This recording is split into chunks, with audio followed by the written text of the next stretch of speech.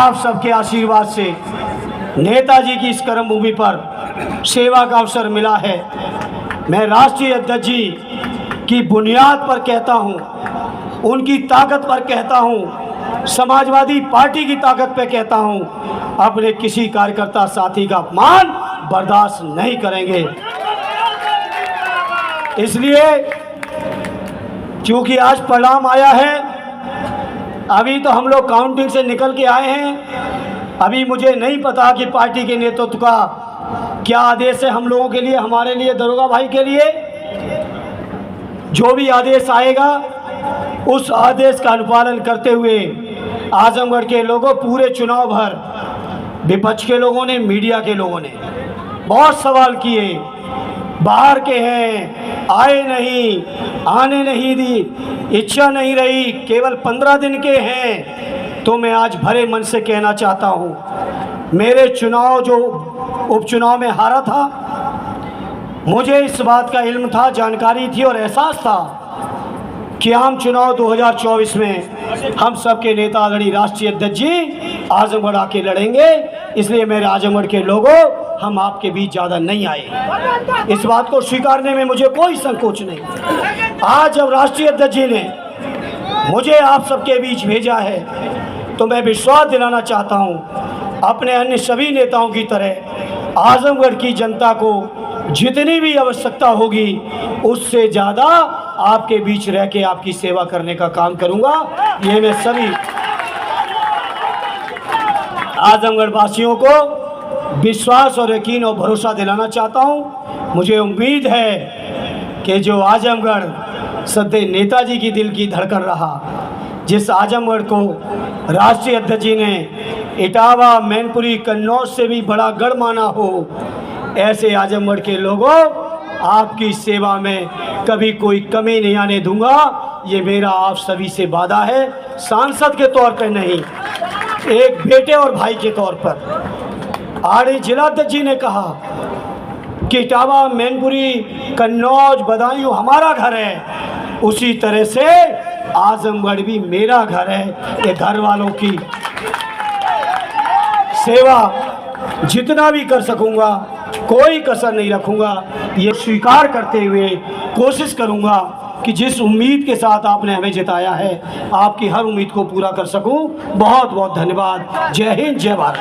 सबसे पहले ये मंच पर उपस्थित हैं, जहाँ में दोनों अपने पार्टी के प्रत्याशी और इंडिया गठबंधन के सहयोग से चुनाव लड़ रहे हैं।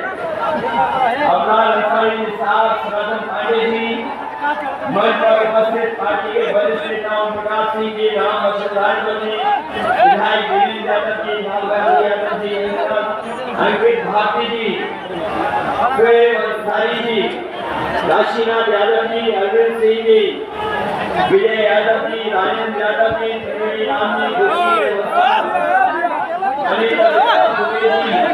जयकिशन साहू जी, राजेश कुशवाहा जी, सुनील राम जी, ईश्वर प्रसाद कुशवाहा जी, विजय बहादुर सिंह जी, रामश्री सिंह जी और बहुत बड़ी संख्या में न केवल समाजवादी पार्टी के संगठन के लोग, बल्कि कांग्रेस, इंडिया गठबंधन के सहयोगी दल, उन सबके साथ मैं आप सबसे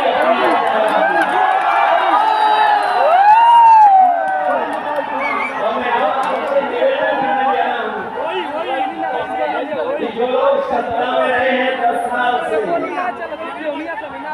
इन सबने मिलकर के हर बार इनकी झूठी निकली और इनके हर वादे झूठे निकले। जब 10 साल पीछे मुड़कर के देखते हैं, जबकि गाजीपुर और आसपास का इलाका वो इलाका है जो देश के प्रधान सांसद हैं, जो बनारस से चुनकर के जाते हैं, उनके क्षेत्र के आसपास के इलाके हैं, जो विकास, जो खुशहाली, जो तरक्की होनी चाहिए थी, वो आज हम तरक्की और खुशहाली नहीं देख रहे। जहाँ तरक्की और खुशहाली के लिए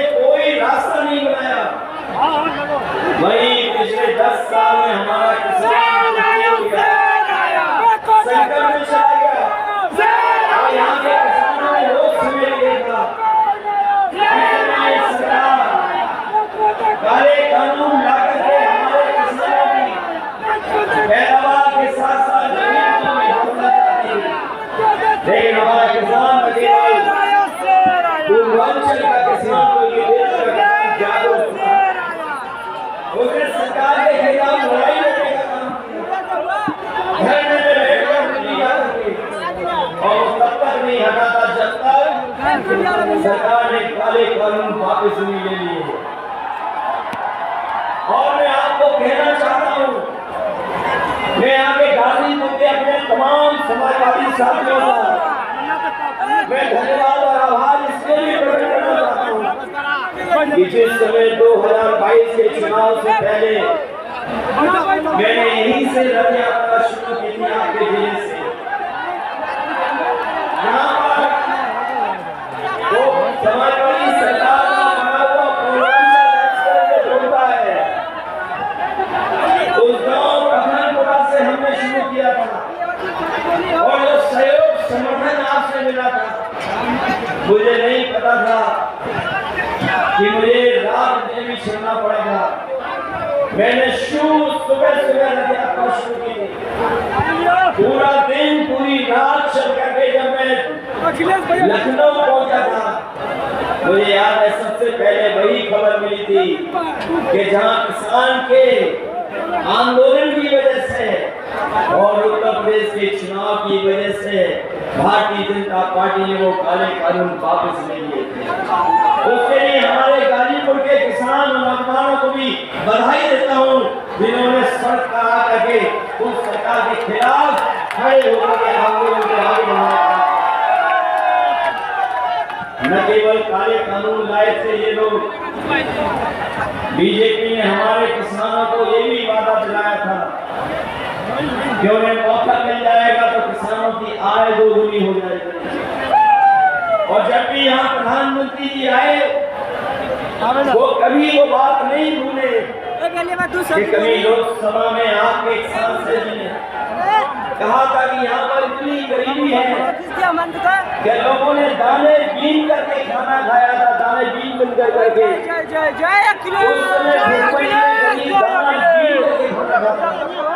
लेकिन सोचिए 10 साल बाद जिन्होंने कहा था कि किसानों की आय दोगुनी हो जाएगी, हमारा किसान वैसा का वैसा, लेकिन उसकी आय दोगुनी नहीं हुई। केवल आय दोगुनी का वादा किया, वहीं ये भी कहा था कि किसान को लाभ वाले मूल्य देंगे। हम अपने किसान भाइयों को कहते जा रहे हैं, ये 7वें चरण का आखिरी समय का चुनाव है। इंडिया गठबंधन और समाजवादी पार्टी ने तय किया है कि आने वाले समय में जब 4 जून को सरकार बनेगी तो अपने किसानों का न केवल कर्जा माफ होगा बल्कि साथ ही साथ अपने किसान और गरीबों को कानूनी अधिकार दिला करके उनकी फसल की कीमत को भी दिलाने का काम करेंगे और एमएसपी के लिए कानूनी अधिकार दिलाने का काम करेंगे। यहाँ किसान और गरीब पूरी ईमानदारी के साथ उनके खिलाफ खड़ा है। वहीं नौजवानों ने भी मन बना रखा है इस बार कि जिन्होंने उनके जीवन का सबसे ज्यादा समय बर्बाद किया है, जिन्होंने नौकरी नहीं दी, रोजगार नहीं दिया, उन लोगों को भी सबक सिखाने का काम नौजवान करेगा।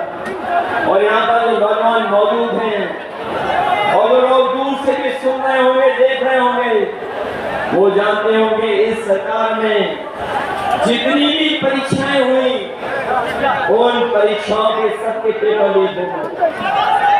और ये जो पढ़ा लिखा नौजवान है जो कोचिंग करता है वो जानता होगा कि एक परीक्षा नहीं बल्कि सरकार में जितनी परीक्षाएं हुई हैं उन सभी परीक्षाओं के पेपर लीक हो गए। ये नौजवानों की नौकरी तो छीनी है, लेकिन नौजवानों का 1/3 जीवन इन्होंने बर्बाद कर दिया। मैं अपने नौजवानों से कह के जा रहा हूँ और खासकर यहाँ के नौजवान का मैंने समय पर देखा है और कई मौकों पर कि यहाँ का नौजवान मेहनत करता है, तैयारी करता है, न केवल नौकरी के लिए तैयारी करता है बल्कि यहाँ का नौजवान ऐसा है जो देश की सीमा की रक्षा के लिए पक्की बंदी पहन करके करना चाहता है। लेकिन जहाँ इन्होंने पेपर लीक करके नौकरी छीनी वहीं